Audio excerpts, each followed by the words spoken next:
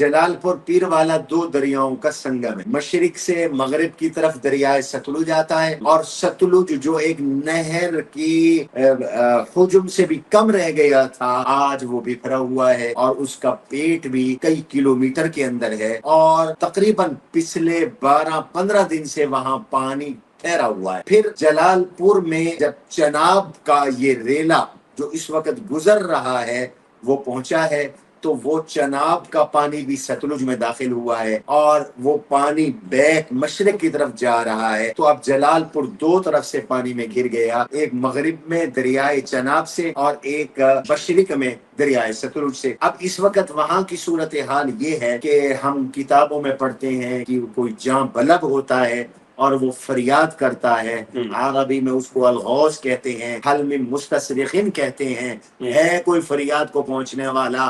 میں آپ حضرات کے سامنے یہ انکشاف کر رہا ہوں، وہاں کے دریائی علاقوں میں کل سے آج تک یہ کیفیت ہے کہ وہاں چیخ و پکار ہے، لوگ کہہ رہے ہیں نکالو نکالو نکالو نکالو، بھوکے ہیں، بیٹریاں موبائلوں کی بند ہو گئی ہیں، مکان گر گئے ہیں، ہم بے بسی کی تصویر بنے ہوئے ہیں. شاید حکومت پوری نہیں کر پا رہی، یا یہ پسماندہ ایریا ہے. اگر اس کا عشر عشیر اور 10واں حصہ حالات لاہور پہ گزرتے تو آج پوری دنیا متوجہ ہوتی.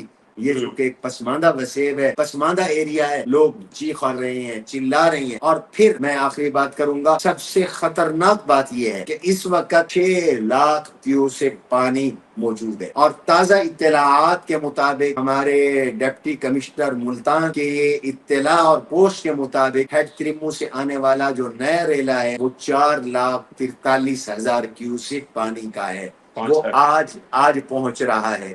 اور ہمارے اپنے ذرائع یہ بتا رہی ہیں اس میں دریائے راوی سے آنے والا پانی وہ کاؤنٹ نہیں کیا گیا. اگر اس کو بھی کاؤنٹ کر لیا جائے وہ بھی 1.5 سے 2 لاکھ کیوسک پانی ہے، تو یہ 6.5 لاکھ کیوسک پانی 6 لاکھ کیوسک پانی سے اوپر آ رہا ہے. اس سے اندیشہ ہے کہ پانی کی جو سطح ہے وہ 4 فٹ سے 6 فٹ تک اور اوپر چلی جائے گی. اگر خدا نہ خواستہ ایسا ہوتا ہے تو پھر نشید آباد کا بند محفوظ رہے گا. جلال پور کو تو رات سے خالی کرنے کا آرڈر دیا گیا ہے، وہ ایک تحصیل ہیڈ کوارٹر ہے، ٹی ایچ کیو ہے، 1.5 لاکھ کی آبادی ہے، ان سب کی جانیں خطرے میں ہیں. میں پورے ملک کے لوگوں سے دعا کی اپیل کرتا ہوں، تعاون کی بھیک مانگتا ہوں. جن لوگوں کی کشتیاں ہیں وہ اپنی کشتیاں لائیں، لوگوں کو ریسکیو کریں. ہم بھی اپنی بساط کے مطابق الحمدللہ کوشش کر رہے ہیں، کشتیاں بھجوا چکے ہیں، لیکن آفت اتنی زیادہ ہے کہ شاید سرکاری کشتیاں بھی پوری نہیں پکڑ پا رہی، اور نجی کشتیاں بھی اور رفاہی اداروں کی کشتیاں بھی پوری نہیں کر پا رہی. مسلسل فون کی کانوں کا تانتا بدا ہوا ہے. اللہ تبارک و تعالی اس آفت کو دور فرمائے. سوشل میڈیا پر سب سے قدیم اور سب سے ریلائبل برانڈ درسقرآن.com